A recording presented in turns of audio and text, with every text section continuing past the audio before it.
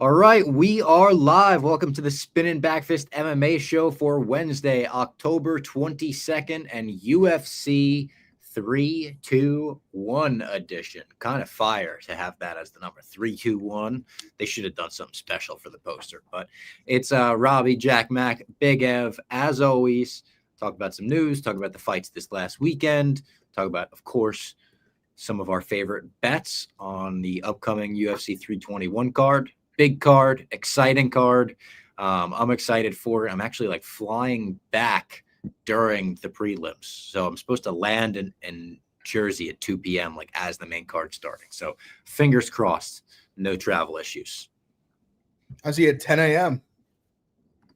Yeah. 10 a.m. fights. It's going to be real early. I didn't realize. I knew it was in Abu Dhabi, obviously. I didn't even realize that till earlier this week.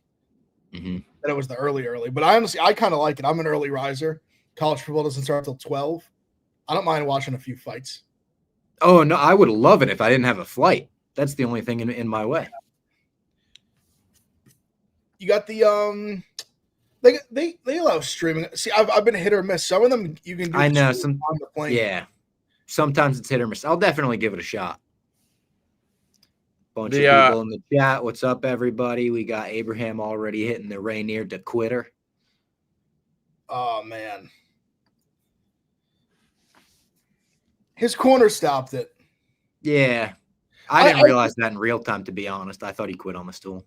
Yeah, I thought he did too. I didn't have. I was watching college football, so I don't always have the audio on for the UFC during college football season. But it's weird, man. The whole thing, it's so not funny is the word, but it's just interesting how in boxing, no one cares. People throw the white flag, literally physically throw the white towel constantly, and it's not really viewed that way. And for some reason, in UFC, it's viewed as this horrible thing that you're just the worst.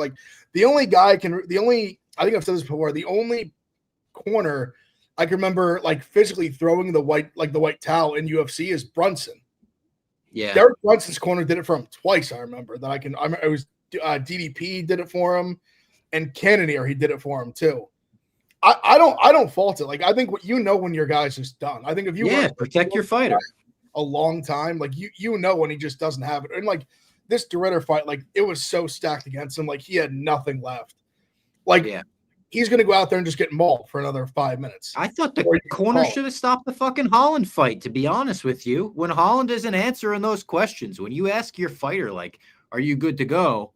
And they're it's they're obviously telling, they don't want to say no, but they're telling you by not definitively being yes, put me back in the fight. At that point, I feel throw the towel. I thought they were kind of honest. Yeah, the Holland thing was very weird. Obviously, Murgliata got a lot of heat for not taking any points, which I think is ridiculous, and honestly cost Kevin Holland a draw. That being said, it was weird. It was just very weird. I thought DC had a great point on the broadcast. He's asking a fighter if he wants to fight is a crazy thing to do. Everyone's watching it. You can't. Exactly. You can't just no one's going to just say no. So they're going to go out there, and Holland handled himself well. But DeRitter, and I also think he came out today and said something. He's I should have listened to my body. I think that's him saying that he was sick. I honestly believe that. He said he kind of reminded me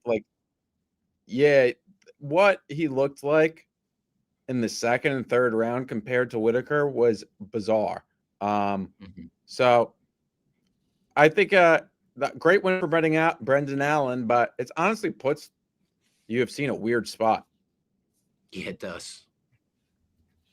It should have been the fluffy fight. You should have got a title eliminator there. Yeah. Yeah, and it's we don't want to see Brendan Allen fluffy again. And then what do you do with Inou-Amorim? I guess you do I guess it all depends on when Hamzat wants to fight again. I feel Inou-Amorim probably just gets the title shot. He probably does. What do you do with Fluffy? Right. I was gonna say probably either do you rebook this? But he'd have to wait. So I mean, I guess it depends on Fluffy's injury, what his timeline. Yeah.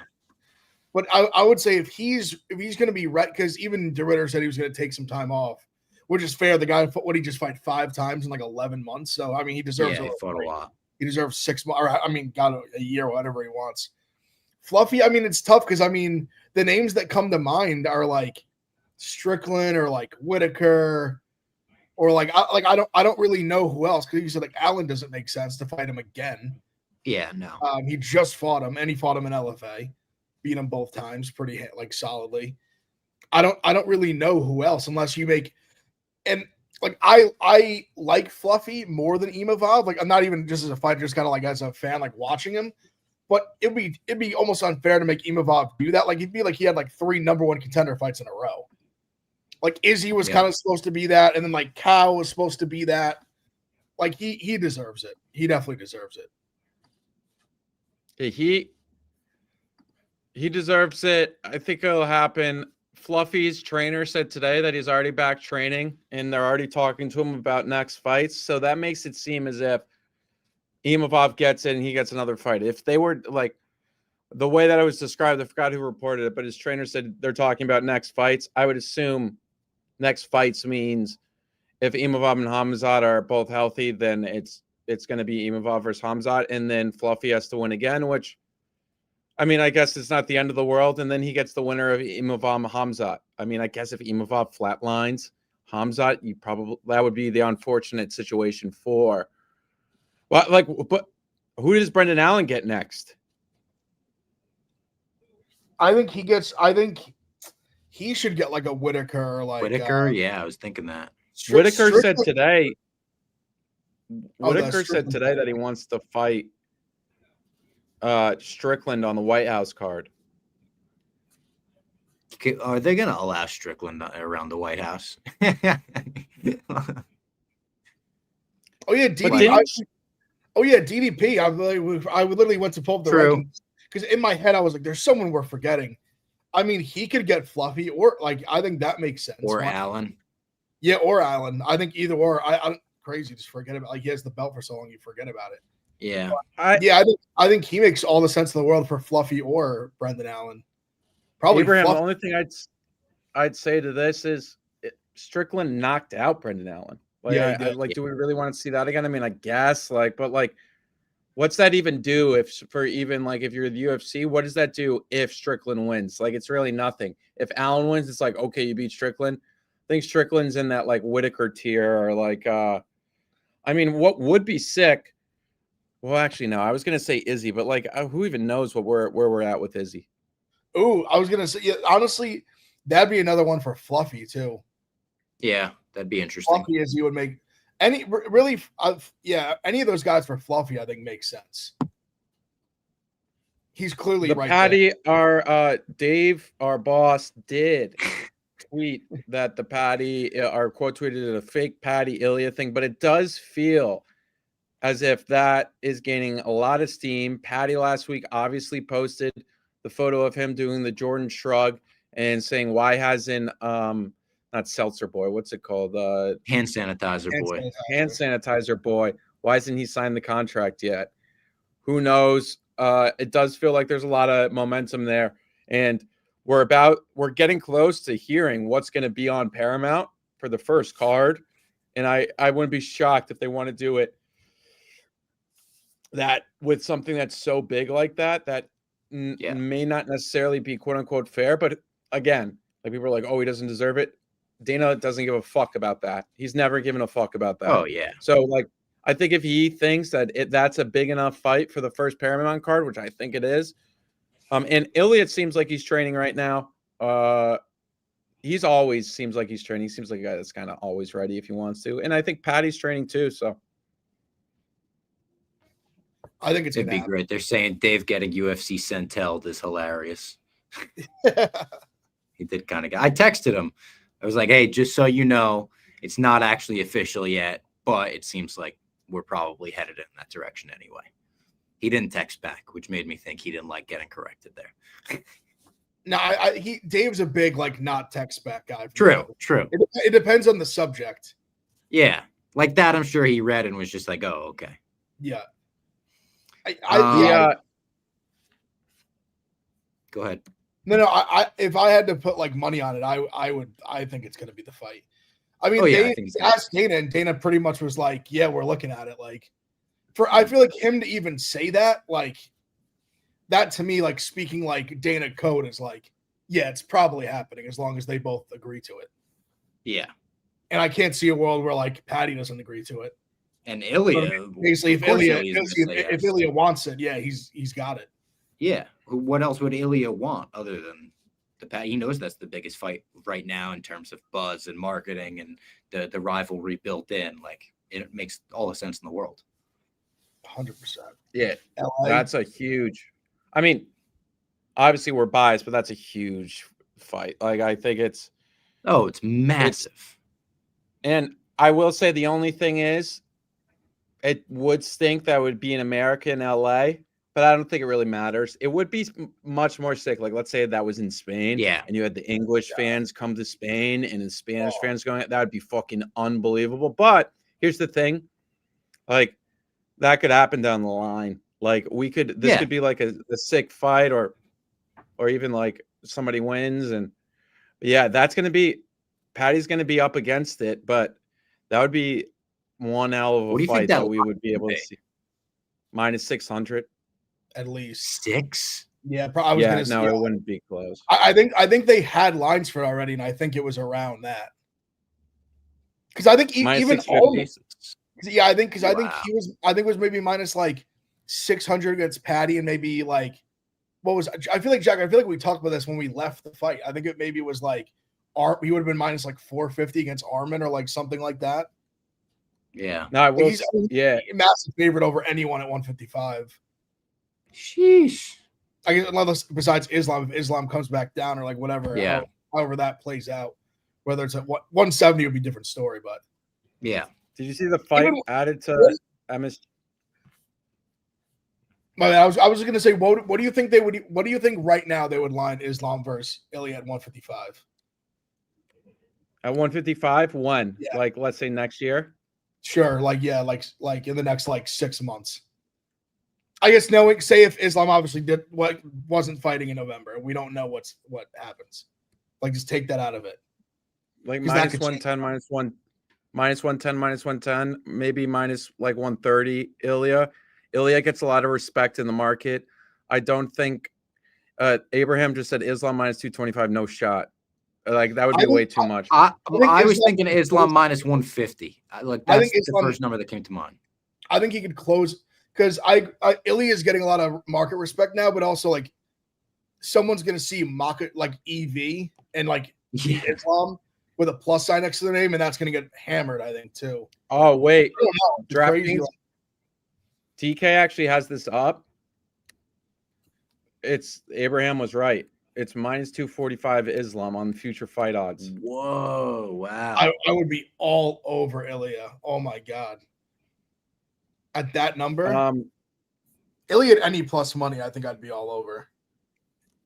Yeah, I'm looking, or maybe, sorry, it's not up right now. The Ilya Patty is up, minus 625 on fightodds.io. Fightodds.io. They have it up for DK. Maybe it's just not in New York at minus 245. Then on other, like some competitors that I won't say, was in that same range. So it's like Islam's substantial favorite against Ilya. Now, I don't know if it's in the fine print, if that's like at 155 or at 170, because that makes it so much different. Yeah, for sure. Yeah. Also, we apologize, Abraham. I apologize.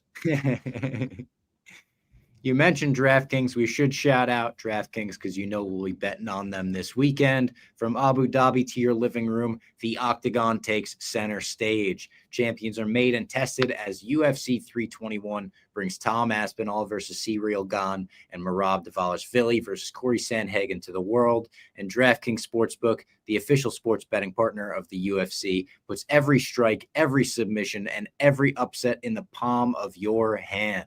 The heavyweight belt is on the line as Aspinall faces Gane, and the night does not stop there. The co-main event features Georgian bulldozer Merab Dvalishvili taking on bantamweight contender Corey Sandhagen, and DraftKings Sportsbook delivers the unmatched intensity of UFC 321 right to your fingertips. From takedowns to tap-outs to the thrill of live betting, every fight is loaded with opportunity. And new customers, this one is for you. Bet just $5, and if your bet wins, you'll get paid out $300 in bonus bets instantly. Download the DraftKings Sportsbook app and use code BACKFIST. That's code BACKFIST to turn $5 into $300 in bonus bets. If your bet wins in partnership with DraftKings, the crown is yours. But we're not going to get the Merab versus Sandhagen fight on that card. I was about to say reading that, and I was like, wait a minute, this feels like deja vu. What's going on here? Our sales team has inside scoop, surprise fight. I just did the Ron Burgundy Anchorman. As I was reading that, I was like, this ain't right. I'm reading it because it's coming out of my mouth here, but it's just definitely not going to happen on this card, unfortunately. I'll run it back one day. Yeah, we saw that one. Shout out DraftKings anyway. They don't have the odds for that fight up right now. All the other fights, yes, you could get Verna and you can get Mackenzie Dern. You're not going to get Merab and Sandhagen. That would Great fights, though. Great fights. And DK, you can bet, like they said, on significant strikes, takedowns. One of our coworkers here is on the social team. He bet on before Joel Alvarez fought recently. I was like, I'm going to take him by submission plus 160. And he goes like, wait a second. He was going through the app. He's like, why is he one takedown plus 500, but submission plus 160? I did some digging. I was like, wait, Joel Alvarez has 0 takedowns in the history of his UFC career. Wow. And he ended up getting a takedown in that fight, according to UFC stats, in that our friend Robbie Singh cashed. So you guys have to look at all the props that are available tremendous on DK. Bet. And it was a tremendous. He couldn't believe it. He didn't even. He thought it didn't hit, but then UFC stats gave him a takedown in the 3rd round. Joel Alvarez's first takedown in his UFC career. Congrats, Robbie Singh. Abraham brought up Furio in the chat. Great performance from her, obviously. Got it done very easily. Kind of expected that, though. I did, at least. I didn't, but it was, that was dominant. She took care of Jasmine like that. Yeah, I thought she'd win. I didn't think it would be like that. I saw you guys had a problem with the stoppage or no? No, because she was out. She was out. I think so too. Yeah, I think it was okay. I can understand where someone's, but I mean, she had a few, like, I think with the ref visually, when you see like bang, bang, bang, like not pitter patter, like big, like shots. And then she kind of like, her head just goes like down after like the second one, like visually, like you're not like, she was out for, and also, I mean, especially when right before that, you were doing the chicken dance. Yeah. Like that's like, they're not going to keep that fight, especially in female fights too. I feel like they do usually have a little bit of a quicker trigger on pulling the stoppage. Yeah. But I thought it was fine. I had no issues with it. And not just because I bet her. I just thought it was like a fair stoppage. Yeah. I thought it was fine. Far from the worst of the ref issues on Saturday night. The Frivola Kyle Nelson thing we haven't even talked about yet. Oh my God. It was crazy. That was outrageous. The Aiden Ross clip was very funny. The steamroller, much respect to the steamroller, a friend of the program forever. I mean, heart of the line. I mean, that was just the most. Came back and won the 2nd round. One of the more bizarre situations I've like ever encountered watching MMA. Yeah, just where I thought the issue, maybe just the clock was wrong on the graphic. I agree. Like I was like, and I think it was just the crowd was going so crazy that he thought he heard the horn. It's another thing where I would love to like hear from Dan Mercogliata afterwards more than we do, where it's like, just explain what went wrong in that moment so we know, like, be held a little bit accountable for that. Big Dan's usually a good ref, I think. It was just so strange to basically call it 3 seconds left. It looked like when Kyle Nelson went up to Frivola, they both thought the fight was over. Matt said afterwards he never thought the fight was over. Everything about it was weird. Yeah. The absolutely unacceptable. Like, I don't know how much has to change with the refs, like, and the judges. Like, it's just like we just accept it. We're just like, oh, this is crazy. I think that, like, I don't really know why. I think it's because of the athletic commissions, but something has to change. I think, like, when that happens, like, you have to be removed. And then to mess it up again with your later assignment in the night, it's unacceptable. And Crazy. And also, like, yeah, like Steamroller, one of the toughest guys ever. Unfortunate loss, but he went out, won the second round. It was a close fight. Kyle Nelson clearly won the fight, but I that's like, I don't even know how that's possible. So it's difficult, but I guess we'll, like, I mean, it is what it is. It's one of those, like, it is what it is. I honestly think, like, the non-point taking is almost more egregious, because, like, there's no like, you can't hit somebody below, like, you can hear a sound and think the round's over. Yeah. But you can't, like, Malott hit him twice below. Like, what are we doing here? And it's the level that it harms the opponent and affects their ability to continue in the fight. Correct? Yeah. Like, that's what we're thinking about. It and changed clearly, yeah, it Completely. couldn't have changed the fight more. Like, yeah. So tough. I just think it's really bad. Like, it's just like that. And then I don't know who's really in charge of that. I think it's the athletic commissions, but it's just. Yeah, I would say athletic commissioners, because what was the guy's name? It was like, it was a weird Malroy or something. Who was that ref early on in the night? Had a crazy name. I think he was a local Vancouver guy.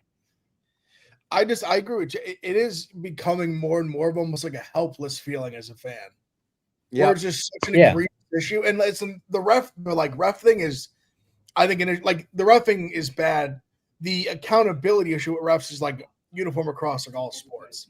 Like, every sport, they're just not held accountable at all to their actions. Yeah, they don't have to talk about it. They just get to fuck things up and then just, like, go on their merry day. Don't have to answer to it. The judge is obviously different. That's unique to, like, MMA as opposed to, like, football, basketball, baseball, whatever. But it is just, like, a very weird thing that, like, there's been so much, like, just sketchy shit going on with reffing, with judges. Like, it's just, like, I really wonder if in, like, a couple of years there's going to be, like, a massive scandal. I'm not talking, like, Krause scandal. Like, I'm talking, like, a huge, huge scandal where, like, some of the action I've seen from these refs recently where I'm like, they're bought. Like, these guys are bought. There's just no way they act this way. And I'm not saying this is like a gambler. I'm saying this is like just like a fan of the game. Like, there's just some, like, even fights where I've had no skin in the game, I'm like, there's some sketchy shit going on in this fight. And just the way it's being, like, treated. I mean, what I talked about the other day. So, I mean, what Keith Peterson did to Paul Hughes was, like, heinous. That was, like, in broad daylight. He did that. We all just watch it and we just accept it because there's nothing we can do about it. And we're just such fans of the sport. We're always going to watch. But it's getting, like, out of control to the point where I think something's going to happen. This might be like my Cat Williams moment. It may not be this year. Like, I'm not in the know as much as Cat knew shit was going on. I don't, like, know for sure, but I know for sure because I see it. I don't know if it's 2026, 27, 28. Some shit is going to happen. One of these motherfuckers like Herzog or Peterson is going to fucking jail. I'm telling you, there was some fuckery going on. Some fuckery. Judges, some shit. There was some deep shit happening. The guy early on, I just found his name. It was Sal Ram. How about that? When he called in the doctor, he was like, there's a cut on his lip. And the doctor was like, all right, what do you want me to do about it, bro? He's in a fight. It's a fist fight. What are we doing? First time. That was really funny. Bro, there was like one in PFF, or not PFF, PFL earlier this year where it was a female ref and they just, let the choke go on for like 5 seconds too long. Like yeah, it's like crazy. It's I remember that. And it's someone dug up her previous fights reffing as well, where that was an issue. Like how does this happen? Like this is actually an issue from a danger perspective too. Like the fighters don't know, it's not their fault. They're in the middle of the fight. That's one of the main rules of a ref, where it's like you have to save the other person. And it's a real shame. And then like Dan Marguliotta felt bad for not taking a point. He regretted it, and then allowed Kevin Holland like 45 more seconds after the first round, like after the stool time. It's like he already had 5 minutes. And if you think it's that bad, you should have taken a point. Yeah. Anyways, yeah, I mean, I agree with everything he said. Like, it's like all we could do is kind of call it out, but like there's really nothing we can do. This clip is going to go mega viral if Herzog goes to prison. That's kind of what I was, or Keith Peterson. A lot of nonsense, with no nonsense, Keith Peterson. A lot of tons of, maybe all nonsense. You want to get into the card this weekend? Yeah, let's do it.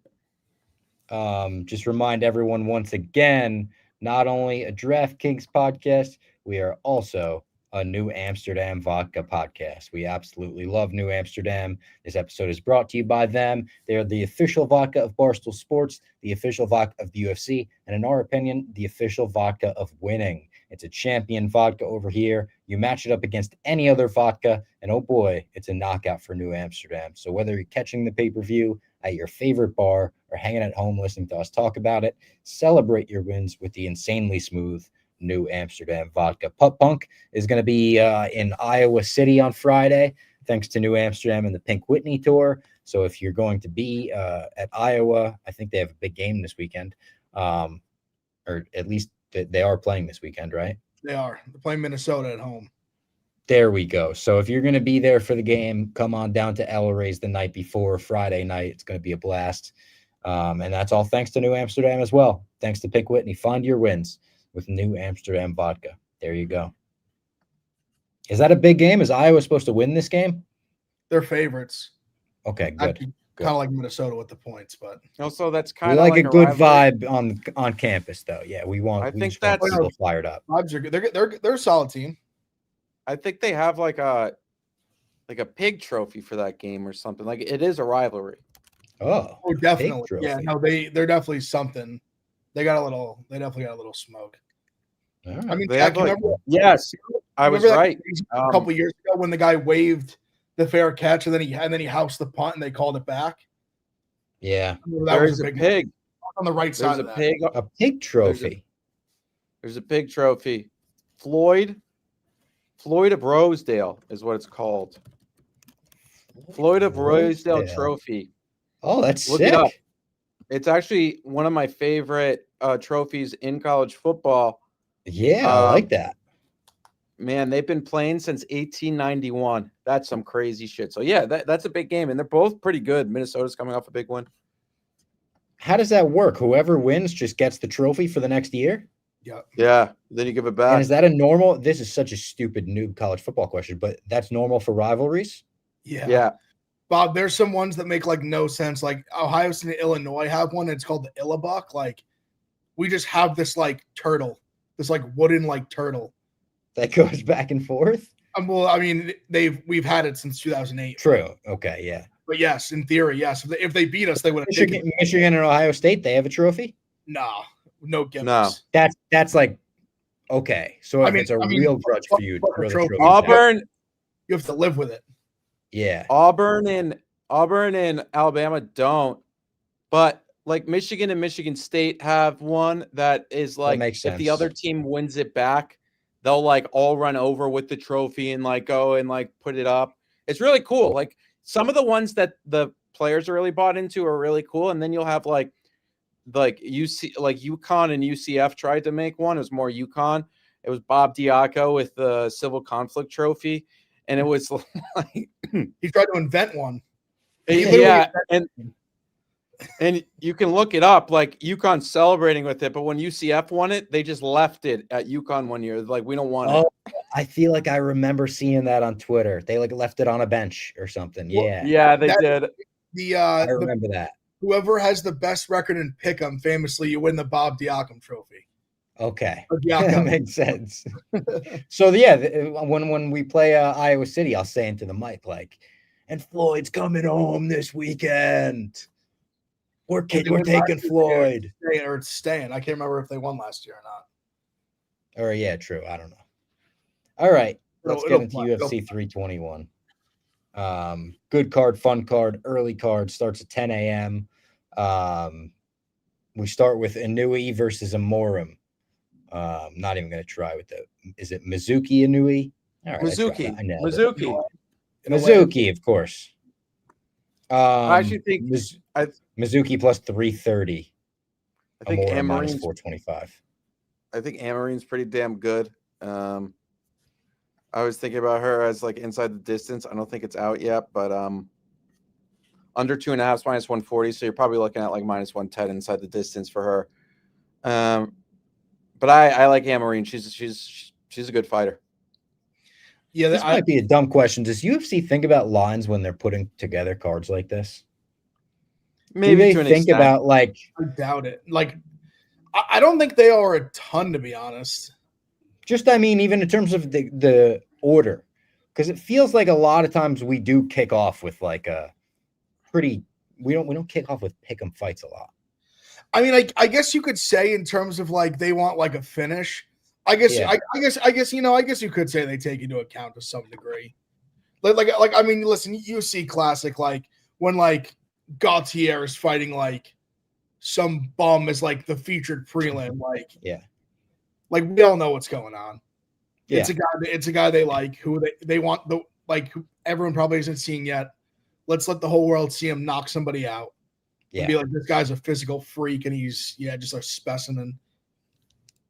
But sometimes like they won't know, like they won't adjust based on the odds is what I would say. It's not like they're like, oh, this is now minus 800. Yeah, you got to put this in the middle. So like, I think they have it in their mind because like, I mean, theoretically for a lot of the fights, they want them to be in the same kind of sphere where it's like, oh, you're a top 20 fighter, you're a top 30, but sometimes top 30 fighters, there's a huge difference specifically in women's MMA, right? Because it's like some of these women are just so much better than their people that are like only 2 spots behind them.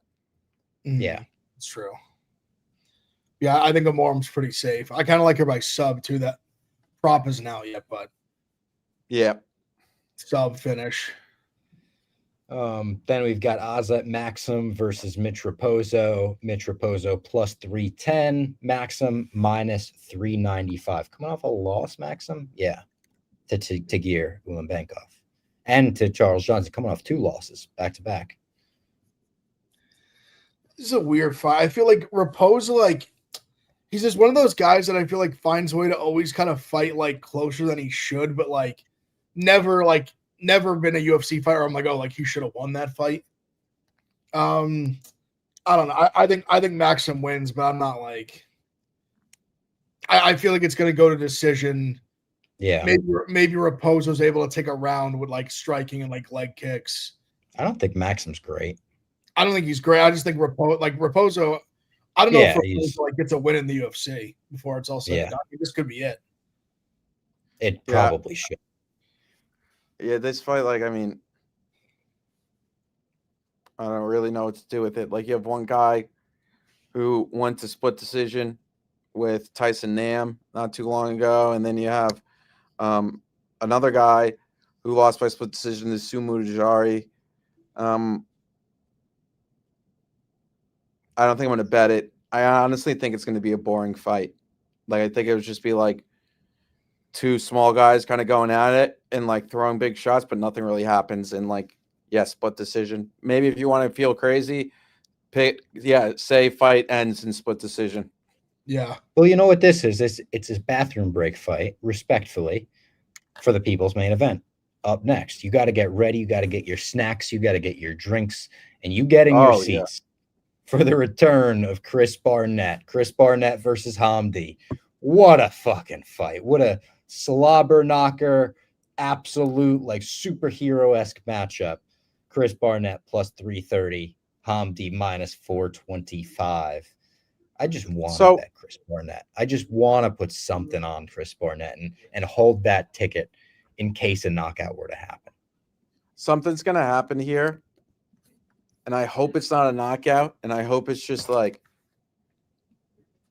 a fight that goes late and somebody just dies, like just cardio death. Like it's just like there's not like no one really Dada wins, Kimbo.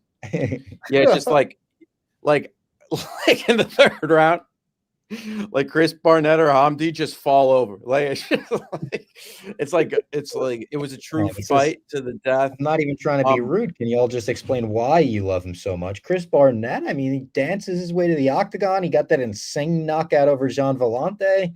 How do you not love the guy? And I love Jean Vellante. The greatest in maybe Hamdi. We do love Hamdi. I love Hamdi because Hamdi's like the GOAT. Like he somehow lives in, not somehow, I shouldn't say this, but like he lives in Hoboken. He was an Egyptian wrestler. He went in there against Dontel Mays, beat him, got suspended for roids, came back, won a close decision. Lost to Muhammad Usman in a close fight. He's just the GOAT. Like, look, you're saying crazy things for like, why do you like this guy? You're like, got popped for steroids. He lost a close decision. he's like crazy reasons why you like someone. Like he's from Hoboken. I can't believe Hamdi like heavyweight. But we do love him. I love him. I think he's gonna win. That not like a hot take. He's -4. Yeah. But I think Barnett landed his nice wheel. Listen, I love Barnett. Landed his nice wheel kick. Who else did he beat? It was on the Diaz Ferguson card. He finished somebody too, like out of nowhere, as a big dog. I know it was the Ferguson. It was when he was supposed to fight Nate Diaz. When Nate Diaz fought Ferguson. Yeah. When the whole card shuffling happened. I was actually, I was in Iowa for that. Oh, Jake Collier. That's who. Yeah. He knocked him out. Finished him. Aspinall's debut opponent in the UFC. But yeah, I think Hamdi. I just think the size is good. I get Barnett credit. Short, fat guy myself. I get it. But I don't know. I just think it's the size is going to be too much. I think Hamdi's like a cleanish striker. Like will avoid getting hit. Like I think he'll avoid like that big. I don't think he's gonna get like roundhouse kicked in the face. Mm-hmm. But yeah, I mean, I think he's like safe-ish. Oh.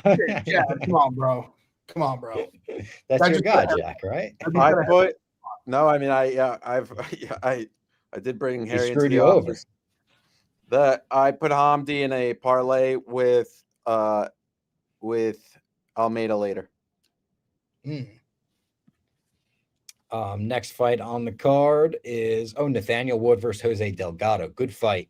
Great fight. Nathaniel Wood plus 124, Delgado minus 148. And I kind of like Nathaniel Wood at plus money there. I think he's a grinder. Yeah. I've been looking at the under here, like fight doesn't go or fight ends in KO. I think both these guys throw crazy, crazy shit and may find themselves lib of the year maybe for 2025. You never know. They may throw and like they throw in the pocket, and I think both have been hurt, and we could see it here. So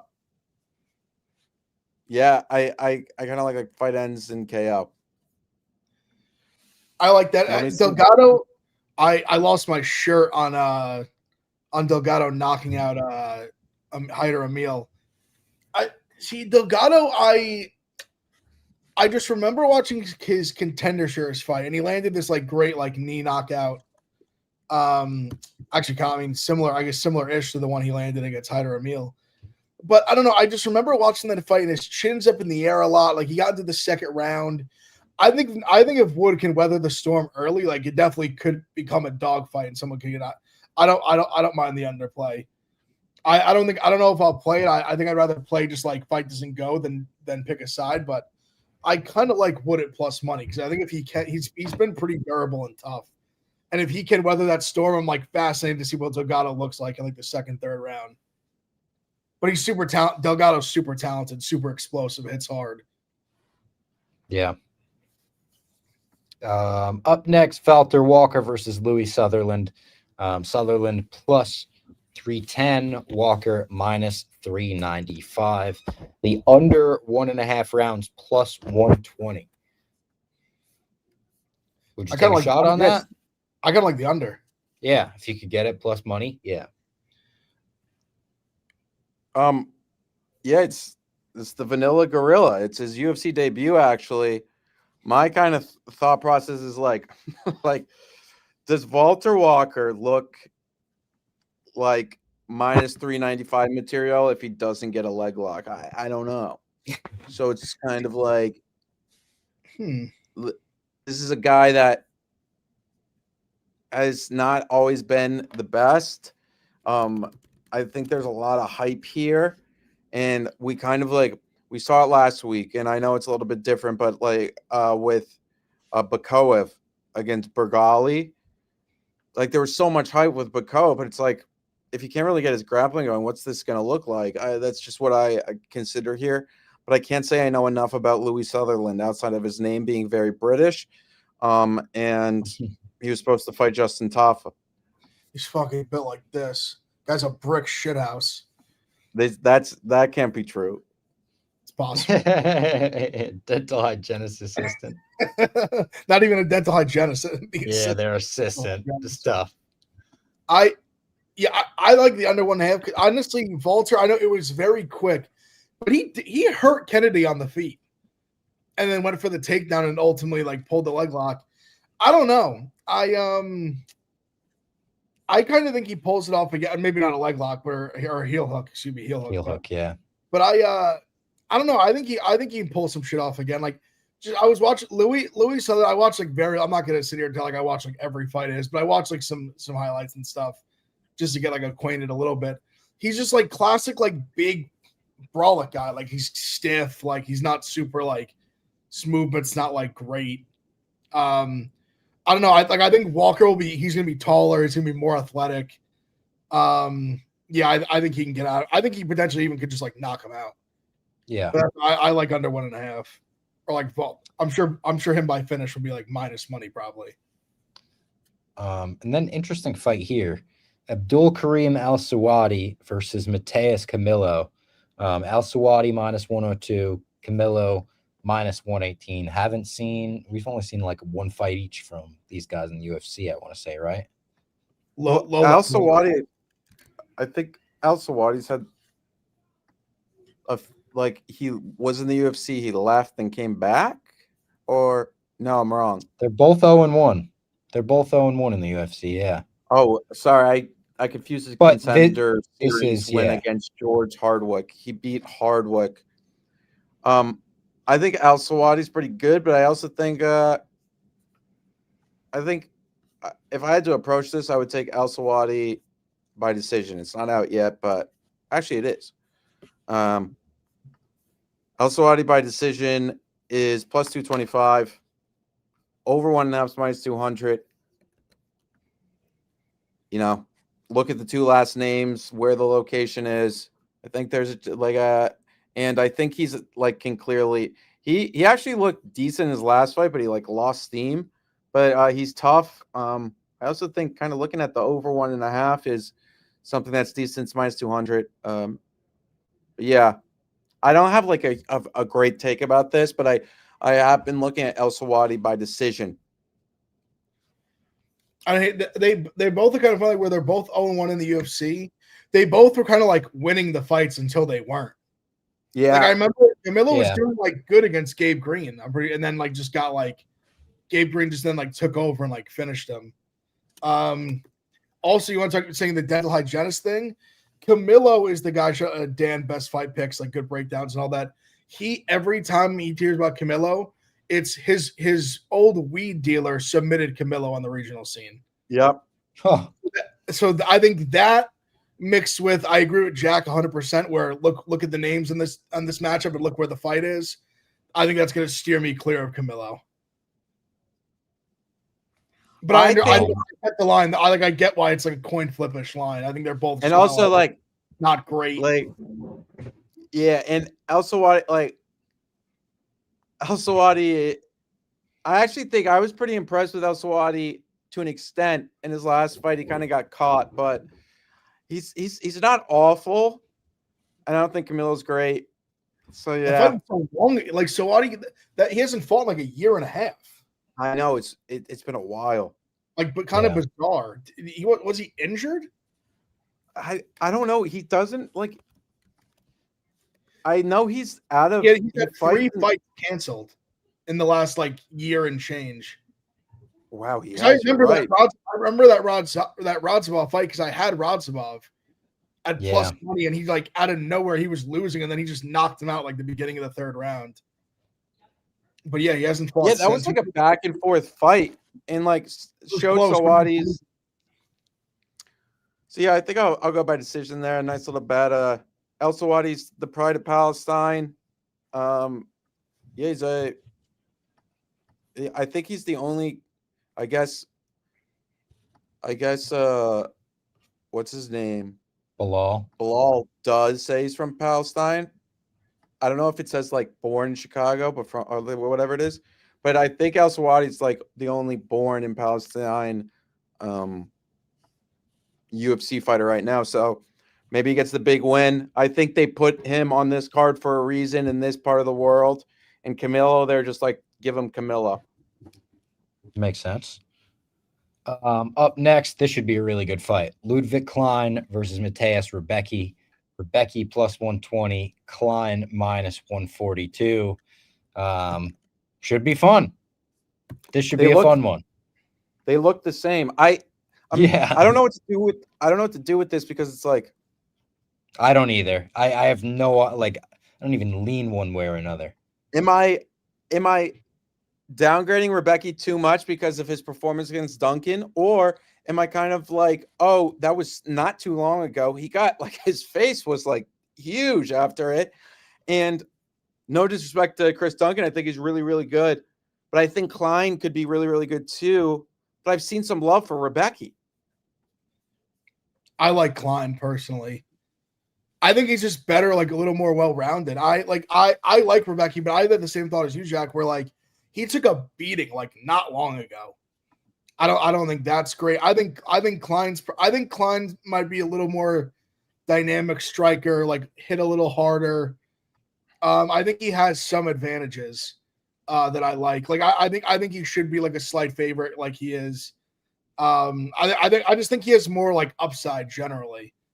But yeah, I like Klein. I think Klein gets it done. I feel like decently about it. He's yeah, I guess I just like think of this from Rebecki's point of view. It's like one thing he couldn't do against Duncan. It's because Duncan's really damn good on the ground. I think like Duncan's so much better on the ground than Klein. If Rebecki can get his grappling going, I think it could be like that's where his upside is. But Klein's so good on the feet, like he's so quick. He's a joy to watch. But this is Klein's toughest fight. Like you go look at who Klein's fought. It's kind of like a bunch of nobodies. It's fair. Like he's had a lot of like UFC experience though. Yeah, but I feel like that does stand for. I know it is against. Yeah, maybe not. I'm looking at now, but like not the greatest. Like, resume. Listen to these fights. He lost to Michael Trezano. He lost to Nate Landwehr. He beat Devontae Smith, Mason Jones. Decision majority against Jai Herbert. Beat Ignacio Bahamontes. Good win. I guess. And he beat Thiago Moises. That's actually a good win. Then AJ Cunningham, Roosevelt, and then he lost to Gamrot. But like, so I guess his experience is actually not as bad as but his wins are like when he goes up against tougher competition, it kind of falls off a little bit. But Thiago Moises is pretty good. Yeah, he fought Moises. He kind of caught Moises on the weird, like he's kind of been on the down. It's a fair point. It's definitely a fair point. Like Gamrot obviously was able to grapple him up, but he's able to grapple up like almost anybody besides like Charles and like a few people. It's fair. It's fair. The competitions. I think he's been kind of unlucky. Like the Roosevelt fight, like the Roberts fight was like a last minute replacement. I want to say even Cunningham was too. Like It was. You're right. It's been unfortunate. Like he was supposed to fight someone else, and it's actually, let me see, who was he? Who was it canceled against? Yeah, he was supposed to fight like Mota instead of Roberts. Who like Mota's like pretty good. He's supposed to fight Joe Alvarez. Oh, that would have been a sick fight. He's supposed to fight Joe Alvarez, and then that was when he fought Cunningham. So like he said, I think Joe Alvarez probably would have beat him. But talk about a guy who's gone off. He definitely had like better matchups than he's actually fought. Talk about a guy who's gone off the deep end. AJ Cunningham is out of control. Yeah, he's like a mini Bryce Mitchell, maybe like worse. I think worse. I mean, to be honest, yeah, I've seen all of it. You're right. It's bad. He's just he's a Nazi. Yeah. He's just a Nazi. I mean, he's a Nazi. It's been and for a guy that just sucks, like cut him. Like who cares? Like get rid of him. Yeah. Why is this guy hanging around? It's insane. He's a Nazi. He stinks. Like he's not good. No, he's terrible. Like Bryce, you can have a 5-hour-long conversation about all of his flaws, but at least he wins fights in the UFC and against top tier competition. It's entertaining in the octagon. Yeah. AJ Cunningham sucks. He'll probably clip this and like be like, "Oh, look who your boss is." Yeah, I'm sure. Yeah. Nasrat versus Quillen-Salkilld. Salkilld. I love this fight. -102, Nasrat -118. It is a great fight, especially like they know what they're doing. Headlining the prelims with this, they're leading right into pay-per-view. Fascinating fight. Jack, you bet. Yeah, I bet Quillen. I really wait. Robbie, did you miss one? Did I? Did I skip one? It's all right. We could do it. John Young Park. Park. Oh, it's I don't have it on my DraftKings lineup. Okay, we'll do that next. I don't Anyways, see it. Quillen, I think he's really good. And Nasrat has great takedown defense, but if you get him down, I think Quillen is going to do there's a chance he submits him. On the feet, this will be difficult for Quillen against Jeff D'Lo. Because Nasrat does look like Jeff D'Lo. But I really like Quillen. I think he's an actual prospect. Same with Nasrat. Nasrat's kind of past that. He's on a nice little streak here, but I like Quillen a lot, and I think this is a nice little like you're getting in before the hype really gets real. This is tough for me. I kind of like Nasrat. I'm not as opinionated on it as Jack. But if I'm picking Nasrat, I just think, I don't know, Quillen, like, I agree. I think he's a talented prospect. I think who was his last fight? I remember not being, like, super, like. Was his last fight against, what's his name? The Indian guy? Moose. I remember just not being, like, super impressed with, like, his striking. Like, his first fight was against Jubilee. Like, I remember he was first punch just, like, hit him and Jubilee died. I don't know. I think you just haven't seen enough to like. I think Ash moves to like Nasrat is such a big jump in competition that I think when it's like close to pick up odds, I'm willing to bet on Nasrat to just kind of be like show me what you got, kid. Like if you win this fight, like you have my respect. Not that I don't respect him regardless, but you know what I'm saying. Like I think Nasrat's like a real vet that's like a fringe like top 20, 25 guy in a tough weight class, tough division. See, I mean, I like Nasrat because I think he'll be able to keep it on the feet, and I think he'll win like significantly on the feet. Maybe even he could clip him. Shout out Pillow Hands Gaethje, the return. $5 super chat. Hey guys, been a while. Been waiting every day for Ilya versus Gaethje so I could see that fraud out cold again on the monster logo. Again, we're not saying it. Pillow Hands Gaethje is. That's not us. He comes into the chat. He slanders Gaethje. That's his thing. Shout out Bill Hands Gaethje. We appreciate you. Thank you for the super chat. Very funny guy. Yeah, I just when I close my eyes about this fight, I just see Quillen get in the back. I think if you want to take a less risky approach, maybe submission. Another one though, just for where the fight is, names, just something to consider. I don't I don't have a line for the Iron Turtle on DraftKings. Really? I got it. I have. Yeah. I have it. It is Al-Selwady-Camilo minus 230 with the comeback on Jung Young Park plus 190. I personally bet the Iron Turtle at plus 210. I think he can get his grappling going. I'm not a big fan of Al-Selwady-Camilo. I want to bring us back to when Al-Selwady-Camilo faced Phil Hawes, and there was kind of there was a lot of people discussing like, oh, Phil Hawes can get his takedowns going. Same with when we were going into this Whitaker fight. There was a belief that Whitaker could even get his takedowns going on him. I think the Iron Turtle can kind of drown him. I'm willing to find out, so I took him plus 210, and the market's agreed so far. Yeah, I mean, I think the Iron Turtle is one of the great underrated swamp formers we have in the sport right now. And honestly, I'm kind of glad he's getting this matchup because he's been on like a nice run. He's beaten some good guys, and I think this is the kind of name, and he has that kind of respect. Like people know he's a talented guy, Al-Selwady, and I think if he wins this fight, like he's getting close to getting like a ranked name. Yeah, I like Park. I think it's Al-Selwady. I think he's interesting because he is powerful. Like you saw against Hall. I mean, Hall is obviously kind of like the chinless wonder, but he touched his chin, he died. I think he land something early, like sure, but I do think like the later the fight goes, the better it is for Park. He just drowns people, man. Like you see in that third round, he's just on your back, just beating you up, like going for chokes. And I feel like it probably ends up in that spot where, as long as Park doesn't die early, I think he's in a spot where he's like he's wearing on him. Like I said, takedowns, he just relentless pressure.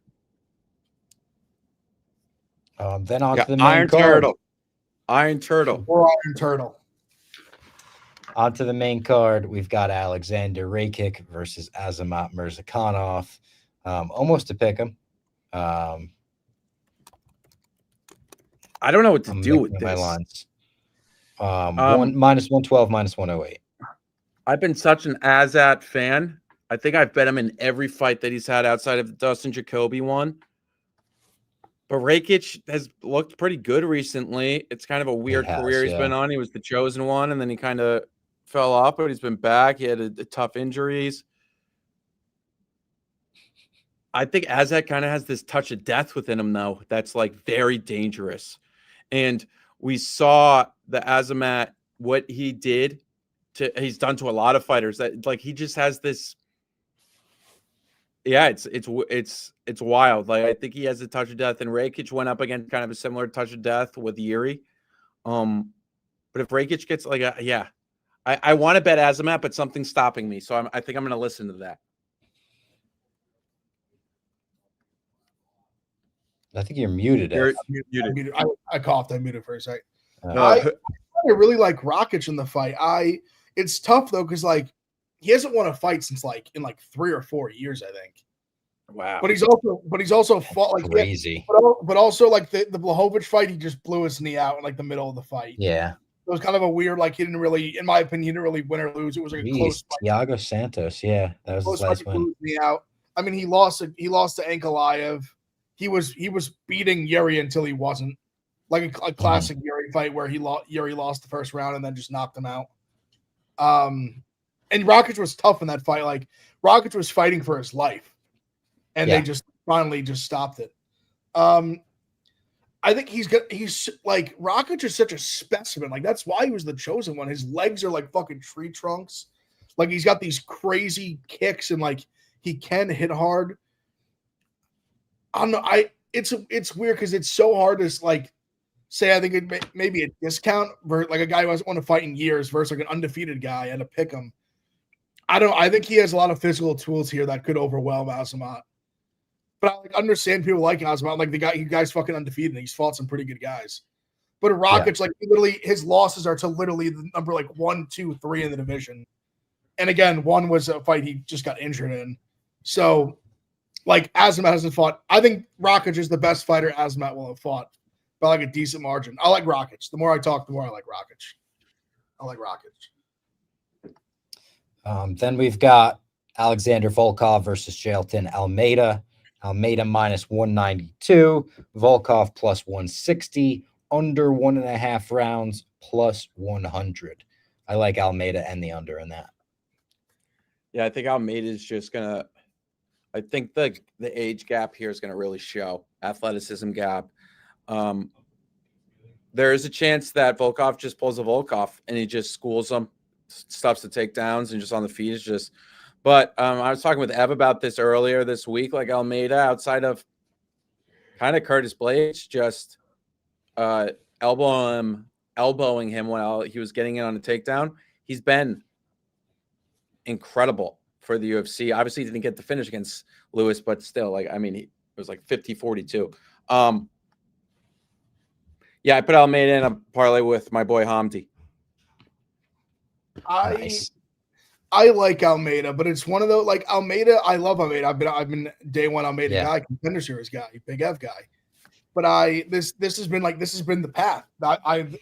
I've willed into existence the Almeida versus Aspinall, my two guys meeting for a heavyweight championship. This is the moment that he can realize it.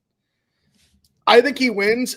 I think this is a fight where whoever wins, it's gonna feel so obvious. Like either side, like whoever wins, it's gonna, like, because I think it's gonna go. It's gonna end inside the distance. The only thing, like, Almeida would be Superman if he had a chin. He just doesn't have a chin, and when he hits, like you saw the Blades fight, like he was dominating the Blades fight, and he got hit with 2 hammer fists, and it was like, uh-oh. And it was a wrap. Then he just got smoked with 10, 15 in a row, and he just like died. So Volkov just hits so hard, like he's got just great boxing, so that scares me. But I also think there's easily a world where Almeida runs across the cage, grabs him, like slams him on the mat, takes his back, and like taps him out in like a minute and a half, 2 minutes. Like I think that's also very viable ending to this fight. I'm picking Almeida, but it's just I at heavyweight with how questionable his chin is, like I'm always like a little worried. And I think that'll always hold me back from being like, I fucking love Almeida. When a guy I think so highly of Volkov and his striking. Like Romanov and shit, I'm like, that's easy work. Like he's got that all day. But a guy with any pop, any like veteran striking background definitely scares me.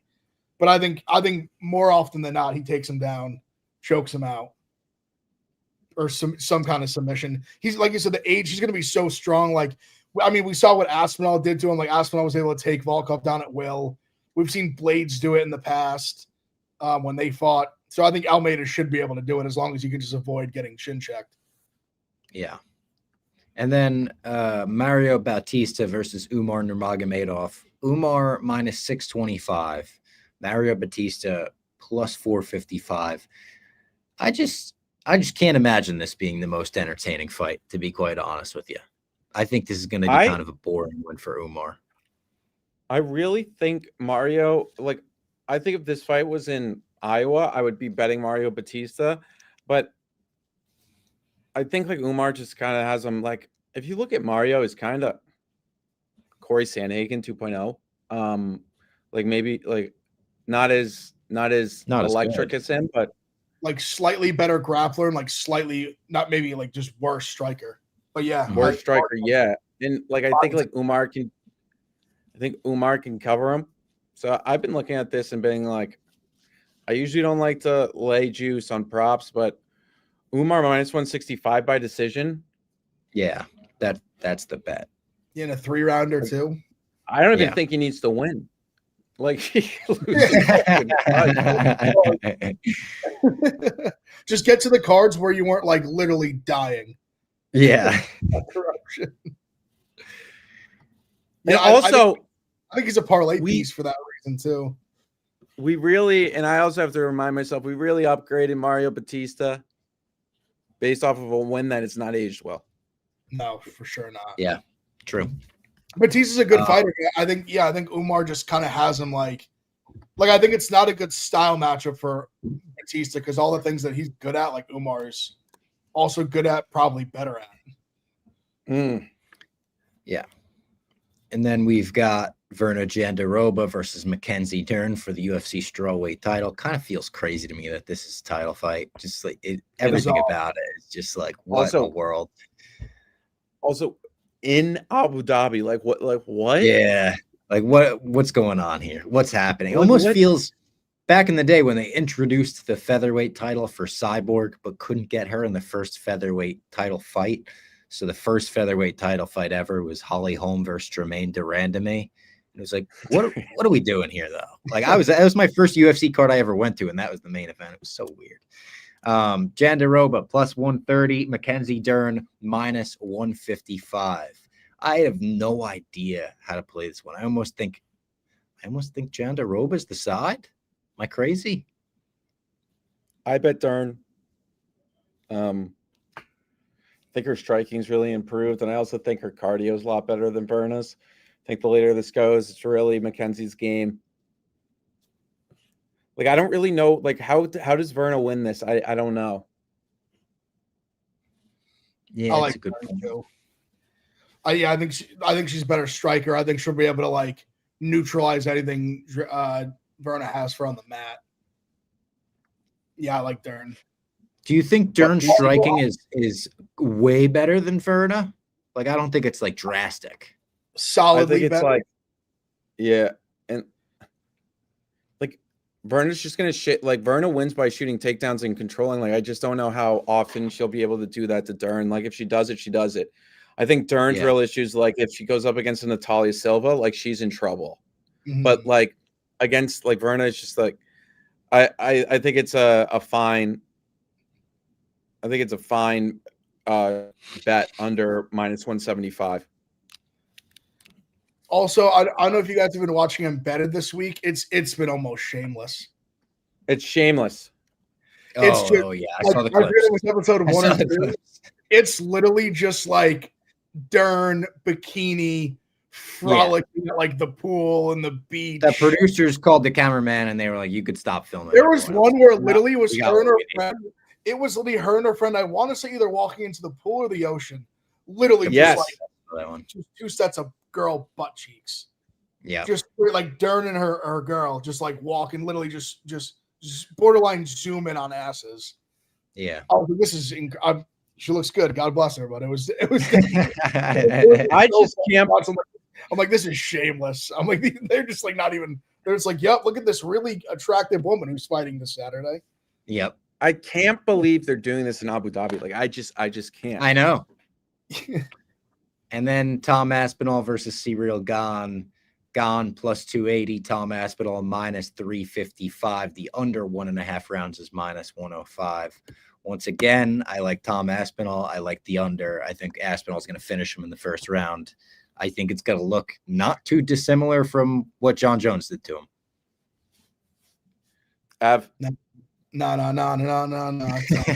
No. This is easy work. I don't even hate Gane or anything like that.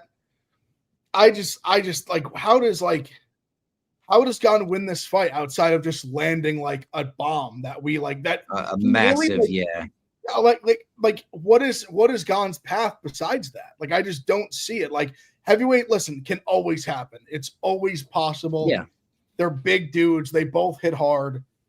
But even Gane, like, he's not like show me his highlight tape and show me where he just throws like a one-hitter quitter at somebody. And that's not even saying he can't do it, but it's not like it's been in his repertoire. Like, even his finishes have he had to kill Tai Tuivasa to get him out of there. Yeah. Spivak, it was just against the cage, like a million punches where Spivak just like turtled up.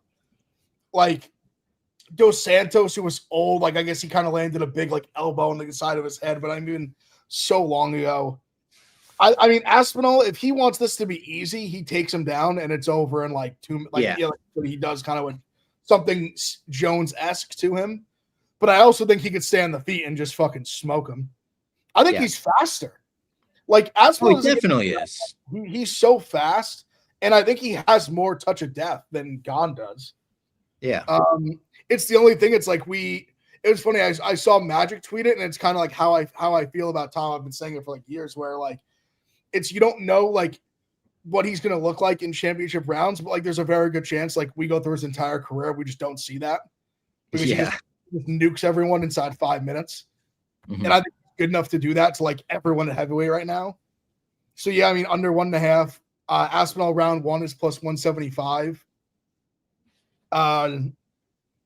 Yeah, I mean, if you want to, I think he probably more than likely knocks him out because I think that's kind of just how he would rather fight. But I mean, sub is like round one sub, I think is plus like 800. Like if you think he wants to just go like the path of least resistance. Mm-hmm. But yeah, I mean, I think he gets it done in one. Like he has every single fight besides Arlovsky, which is hysterical. but Arlovsky, the funniest thing ever, he did Arlovsky what he said he would do to Poatan. He goes, the second the bell rings, I'm going to just run spear tackle him across the cage into the octagon, into the cage, and just grab it and just choke him out.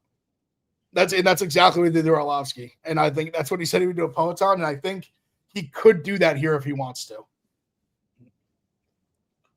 I don't think Gane cares. Like, I think he's just gonna fucking lose. And I think he's just gonna like smile. Like he like there was a clip today of him working out. And I know the open workouts don't really tell you much, but like I don't even know if he cares. Like maybe it's just he's so French, but like I think he's just going to. I think like Aspinall is just going to run through him. I think he's going to choke him out. I can't get over how Gane lost to John Jones. It's one of the most outrageous things ever. Like it's like we'll see Gane again and shoved into a little ball. We'll see Gane again in like against Waldo, Cortez, Acosta in like January 2027, and then like he's just so French. He's just like I think he's just gonna lose. He's gonna take his money. He's gonna be like, hey, I'm happy. But good for him. Like yeah, like and I like round one submission. I really like under 1.5. I also think Tom doesn't want the fight to continue to go on, like not in a bad way. I think he knows it's an advantage for him, and I think he knows his legacy fights are not against Cyril Gane. It's against other fighters that may come down the line, whether it's John Jones, Poatan. But like he doesn't want to put more on tape. Like I think he's just going to run through him.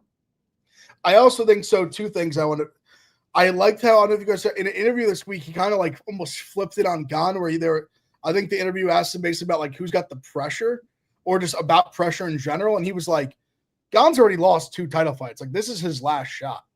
Like it's all on him. Like he's never going to get nothing. He was saying like, obviously he's like pressure. There's always pressure, but he's like, if Gane doesn't win this fight, like he's probably never getting a title shot again. Like this is it for him. And I also think there's something too, like if he's able to do exactly what Jones did to him, like if he specifically taps him inside like 2-3 minutes, like that would just be such a like legacy, like you said, legacy. Just not that like Gane isn't legacy fight, but it's like, hey John, like anything you can do, I can do too. Like I'm not just like a flash knockout artist. Like the guy that you took in without a punch landed on you, took him down, choked him out. Like I can do the same thing. Like I think that's definitely a possibility, and I think it would be maybe even a better flex than knocking him out in the first round. Yeah, I agree. The closer to that finish you could get, the better, basically. Like just saying, I did exactly what you did. Like they all were sucking you off. Like I just did it too. I don't think like Gane's necessarily gotten better from what Ngannou did to him. From a takedown perspective, like I think Tom's going to be able to do it like that. Like I think he maybe and Ngannou did it without legs. Yeah, torn ACL. Yeah, I think he may be able to do it in a minute. And it's a great point by Ab. I think he knows that John is like not only huge from a legacy point of view, but lucratively. And I know if he gets the finish here and does. Like almost finishes him before John, like it only helps. Like he obviously he knows it looks good, around the summer. Says something like that, yeah. And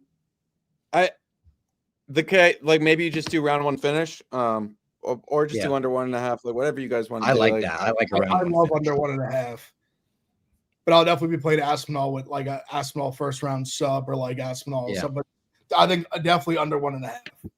Yeah. All right, there you go. That's the UFC 321 card presented by DraftKings and New Amsterdam Vodka. Shout out to everyone that's been listening. Shout out to everyone that listens after the fact on the podcast feed as well. Early card, don't forget it. Wake up early, get your pancakes and your friggin' waffles and your knockouts all together. 10 a.m. start time. we want to cook up a quick parlay. Oh yeah, let's do a parlay. What if we did like under 1.5 in the title? Dern under 1.5.